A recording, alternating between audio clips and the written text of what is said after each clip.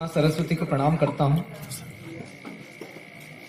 पटेल परिवार के द्वारा आज ये काव्य निशा यहाँ पर आयोजित की गई, एक श्रेष्ठ आयोजन जिसमें शुद्ध कविता और इतने दिन से मनोयोग से जुड़े पूरा परिवार, आसपास के गांव के ग्रामीण अंचल के लोग यहाँ पर उपस्थित हुए। बिछड़ों से मेरा पुराना संबंध रहा है। 30 साल पूर्व हमने यहाँ पर एक कवि सम्मेलन किया था आचार्य भरत शर्मा जी के आदेश पर। कासम भाई, हमारे कैलाश बोड़ाना जी, काफी साथी हम साथ में थे।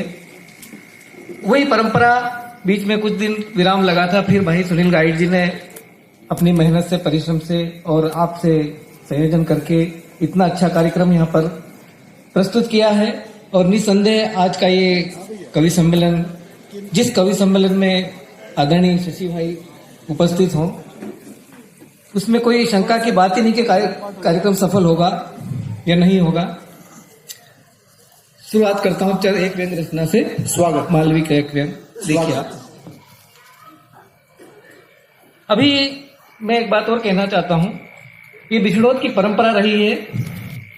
हम कई दूर, शशि भाई ने भी कई कवि सम्मेलन सुने जहां पर सिर्फ चुटकुले होते हैं, लेकिन आज इस मंच पर इतने श्रेष्ठ कवियों को यहाँ पर आमंत्रित किया गया है सिर्फ शुद्ध कविताओं के लिए। अभी दादा ने बहुत बढ़िया चरकली वाली कविता सुनाई, नहीं तो आज मंचों की क्या स्थिति है। मैं बिछड़ोद के मंच से 4 पंक्ति उन कवियों को देना चाहता हूं, वो कवि के नाम पे सिर्फ कलंक हैं, सिर्फ चुटकुले पढ़ते हैं। 4 पंक्ति देखिए आप। स्वागत।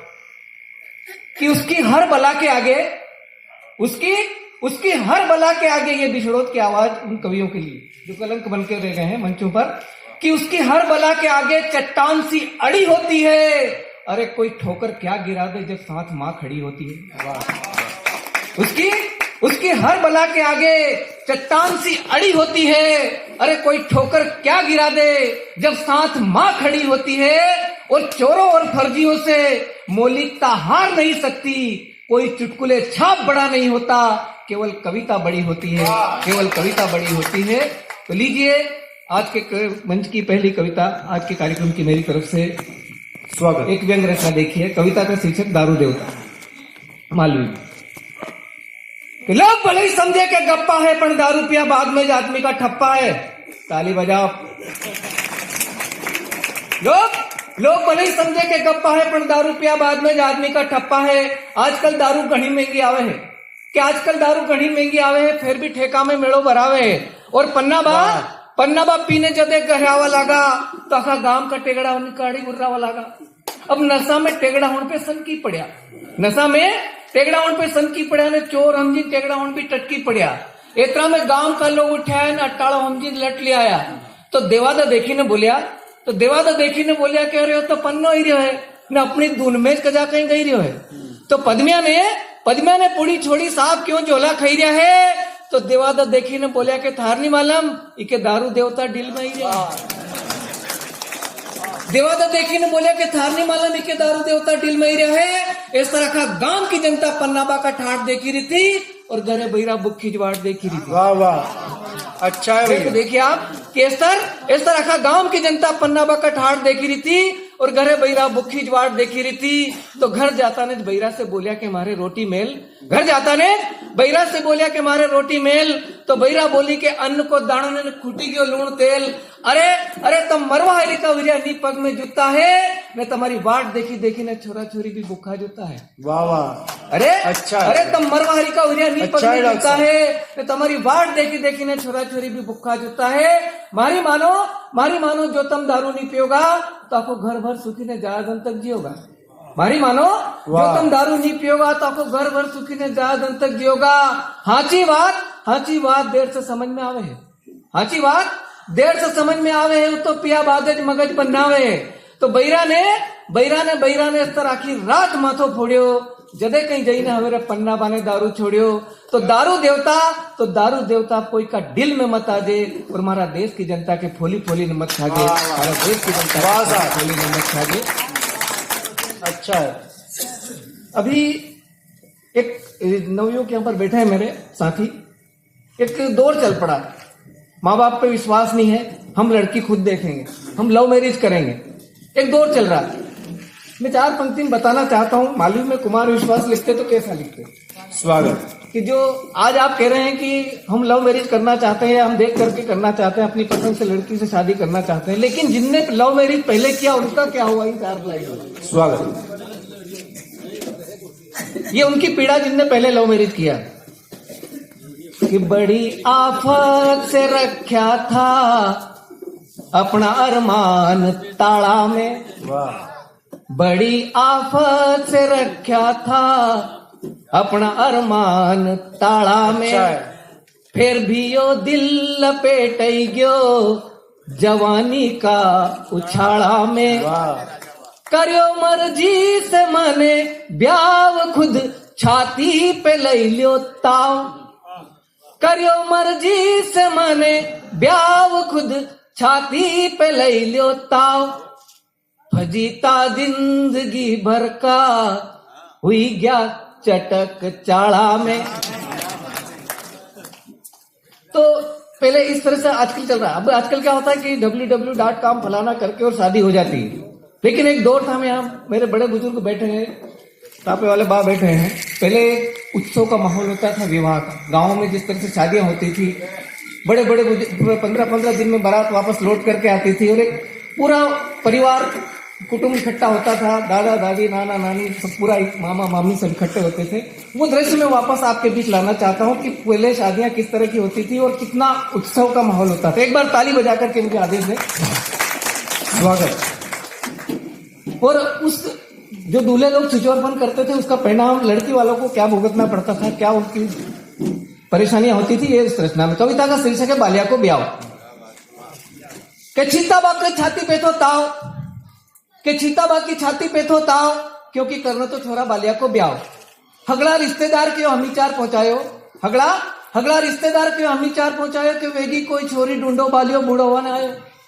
तो बद्दाबा बोलिया कि नंदाबा की नजर में छोरी है, बद्दाबा बोलिया कि नंदाबा की नजर में एक छोरी है, अरे एक आंख से काणी है पर दिखवा की गोरी है। तो चीताबा छूट बोलिया, चीताबा छूट बोलिया, चलेगा मारी समझ में आवे है, क्योंकि बालिया भी तो छोरी उड़ के देखी ने एक फेस दबावे है, बालिया भी तो छोरी उड़ के देखी ने एक फेस दबावे है। बात पक्की हुई, रिश्तेदार मगन हुई गया और सबकी मर्जी से तय खातीज का लगन हुई गया। अब बाबू खां को बाजो करिए डोली तो ढूंढो, बिरमियो बामण तो बोलिए 100 रुपया लूंगो। अब फूली नाती रामू ने सुगन कलुड़ी शामू सबके कुआं सिलाया और बालिया का बाने बैठता सबने जोर जोर से गीत गाया। अब बालिया का भाई बेरिया ने बरत परियो और बीच की हांजे बारात चली घोड़ी लियायो हरियो। अब चीता बाने छकड़ो जोतियो गंगू बाने गाड़ी, बालिया के फिर लता फिरा दर्दी सुनो बुढ़ियो नाड़ी। तो चीताबाद तो दोलाबा दांत काट दे, चीताबाद छनकी गया, पामना ने समझाया तो फिर समझी गया। बारात चली, चीताबा ने छकड़ो काटियो तो गाड़ी का बांस थी उलझुन को पंचो फाटियो। जस्तर तेस्तर बारात काकड़ पे पहुंची, जस्तर तेस्तर बारात काकड़ पे पहुंची और फिर कुआं सा उनने बालिया से नारियल फेंकाव की सोची। बोंदाबा के यहाँ बारात गई, समदरबा समेला पे आया और लाड़ी का भाई लालिया से बालिया ने पग पुजाया। अब इधर आदत से लाचार कि अबे लाड़ी के देखी ने बालिया की एक आंख दबीगी, वरमाला के समय लाड़ी आई, अबे लाड़ी के देखी ने बालिया की एक आंख दबीगी। तो हगड़ा पामना बोलिया कि लाड़े लाड़ी की जोड़ी जमी, हगड़ा पामना बोलिया कि लाड़ा लाड़ी की जोड़ी जमीगी। और तो और बालिया जैसे तोरण मारवाने गयो तो कुआंसी उनके देखी ने भी नहीं रियो गयो। एक कुआंसी के देखी ने आंख मिचेगी, देखी ने वह घनी हरमईगी, वह कलुड़ी से बोली के देखो देख जियाजी लगई रहा गई है, मार तो लागे ने तू लाड़ी का भाई। वाह। फिर हवेरे फेरा की हुई बागम दौड़, फिर हवेरे फेरा की हुई बागम दौड़ और लाड़ी की अच्छी आंख का आगे यो मोड़, मतलब एक आंख तो कानी थी, इससे अच्छी आंख आगे मोड़ बिल्कुल दिखना मत। कि फिर हवेरे फेरा की हुई की बागम दौड़ और लाड़ी की अच्छी आंख का आगे गयो मोड़ और इका गबोड़म बामण नरेंद्र खेतरी जपेट गयो और बेचारो लाड़ा लाड़ी का बीच लपेट गयो। वाह। इका गबोड़ा में बामण जपेट गयो और बेचारा लाड़ा लाड़ी का बीच लपेट गयो। अबे देखी ने कुआं सा घबराया, बड़ी आफत से सबके छोड़ाया। अबे जदे लाड़ी की मां सेचावनी करवाने आई, अबे जदे लाड़ी की मां सेचावनी करवाने आई तो बालिया ने एक आंख दबाई ने ओके भी कर दी सही, बालिया ने एक आंख दबाई ने ओके भी कर दी सही। बेचारी गांव की महिला क्या जाने कि अबे जदे लाड़ी की मां सेचावनी करवाने आई तो बालिया ने एक आंख दबाई ने ओके भी कर दी सही। तो लाड़ी की मां भड़की तो लाड़ी की माँ बड़की के लाड़ा की एक आंख काणी है, तो केसर सिंह कुंवर से बोले थारी छोरी कहाँ की रानी है?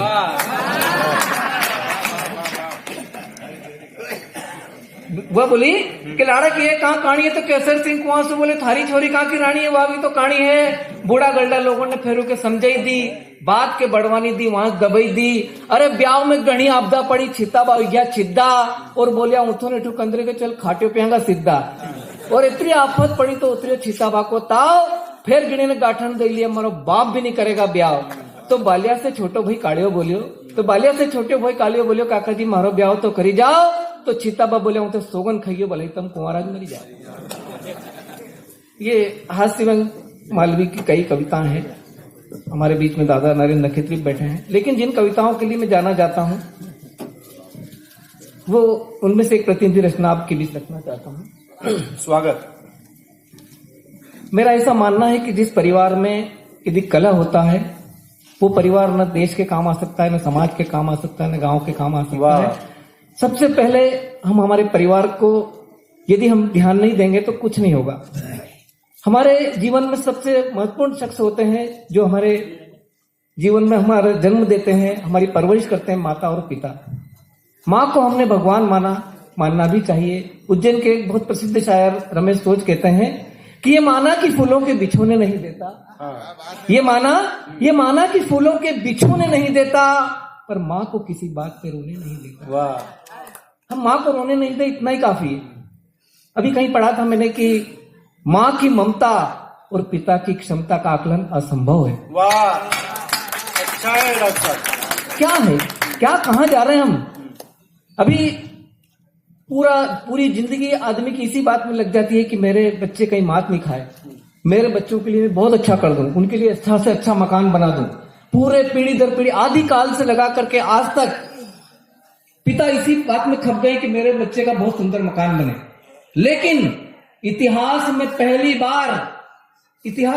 बार सुनील भाई ऐसा हुआ है कि बच्चे बाप का मकान बना रहे हैं अयोध्या में। पहली बार बच्चे इकट्ठा कर रहे हैं पैसा, और उस राशि को बढ़ा चढ़ा करके देना चाहिए। हमारे पिता का मकान बन रहा है, हम पहली बार बच्चे मिलकर के बाप का घर बना रहे हैं। ताली ऐसे ही नहीं बजना चाहिए यार, बड़ी लंबी चौड़ी बजना चाहिए इस बात। लेकिन आज के दौर में हम देखें हर घर में, ये घर घर की बात इन बच्चों के लिए कह रहा हूं मैं, इन युवाओं के लिए कह रहा हूं कि हमारी एक आदत है कि जो चीज नहीं होती तब उसका मूल्य समझते हैं। मैं आपको कहना चाहता हूं कि कई घर ऐसे हैं जहां पर पिता का सम्मान नहीं होता, माता बेटे और बाप में अलगाव होता है या मनमुटाव होता है। समझ नहीं आता है कि ऐसा क्यों होता है। मैं इस पांडाल में जितने भी बच्चे हैं या जितने भी लोग बैठे हैं जिनके पिता नहीं है, इस रचना के माध्यम से मैं श्रद्धांजलि देना चाहता हूं।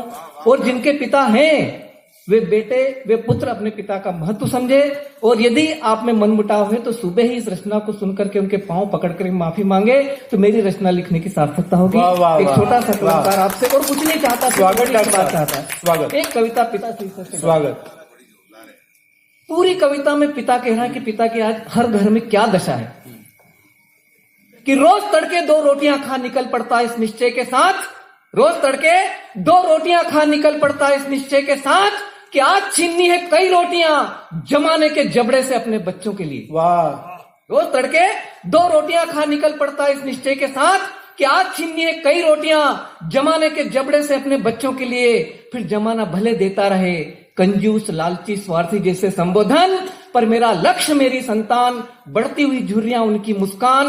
अरे देता रहा नसीहतें दुनिया में अपने अस्तित्व को बचाने की, स्वार्थ के नाते झूठे रिश्ते, सारी हकीकतें जमाने की, पर आज वो अपने पैरों पर खड़ा हो गया है। अरे दुनिया दिखाने वाले कोई आंख दिखाता, मेरा बेटा क्या मुझसे भी बड़ा हो गया है? वाह वाह। आज वो अपने पैरों पर खड़ा हो गया है। अरे दुनिया दिखाने वाले कोई आंख दिखाता, मेरा बेटा क्या मुझसे भी बड़ा हो गया है। और झूठे और मक्कारों की संगति इतनी खास हो गई है, झूठे और मक्कारों की संगति इतनी खास हो गई है कि मेरी सभी बातें उसके लिए बकवास हो गई। वाह, अच्छा। मेरी सभी बातें उसके लिए बकवास हो गई है। और आज के दौर में अतीत का कोई काम नहीं है। परिवार सोचने का बारीक चित्रण देखिए आप। आज के दौर में अतीत का कोई काम नहीं है, शायद इसीलिए उसके राशन कार्ड में मेरा नाम नहीं। वाह, क्या कहने वाह। परिवार टूटने का बारी पहले क्या होता था, दादा दादी नाना नानी काका काकी हम सब साथ रहते थे। आज परिवार की परिभाषा मैं, मेरी पत्नी, मेरे बच्चे, वो भी तब तक जब तक कि बड़े नहीं हो जाते। हमने क्या पाया, क्या कमाया हमने? पहले कहते हैं कि मैंने 2 लाइन लिखी दादा कि परिवार टूटने का बारी चित्रण, हमने आज क्या प्रगति की कि पहले हम 2 कमरे के घर में, ध्यान रखना आप घर शब्द कहा मैंने, कि पहले 2 कमरे के घर में हम 12 लोग निभा लेते थे, अब 12 कमरों के मकान में 2 लोगों की नहीं निभ पाती है। वाह, अच्छा है। ये हमने प्रगति की है, दुर्गति हुई है हमारी। हमारे सामने वानप्रस्थ गुरुजी बैठे हैं, मैं उनको प्रणाम करता हूं कि पहले 2 कमरे के घर में हम 12 लोग निभा लेते थे, 12 कमरों के मकान में 2 लोगों की नहीं निभ पाती है। तब कहने में आता है कि आज के दौर में अतीत का कोई काम नहीं है, शायद इसीलिए उसके राशन कार्ड में मेरा नाम नहीं है। वाह। और बाप की बेबसी दुनिया की नजरों में सहनशीलता है, बाप की बेबसी दुनिया की नजरों में सहनशीलता है, पर आज घर घर में दशरथ है, श्रवण कुमार ढूंढे नहीं मिलता है। वाह। घर घर में दशरथ है। तालियां बजना चाहिए आपको यदि लग रही कि बात सही है तो। आज घर घर में दशरथ है, श्रवण कुमार ढूंढे नहीं मिलता। और अगली बात जिसका ये हर घर में होती है दादा, कि परिवार पर मर मिटने की यही सजा मिली है, परिवार पर मर मिटने की यही सजा मिली है कि मुझे अकेला छोड़ बागी विधायक की तरह पत्नी भी सत्ता पक्ष से जा मिली है। वाह। पत्नी भी सत्ता, जब पुत्र कमाने लग जाता है तो माँ उधर हो जाती है, बड़े गर्व से कहती है कि मेरे छोरे ने ये मकान पुतवाया। अरे मकान बनाया किसने था? वाह वाह वाह। तब बात आती है कि परिवार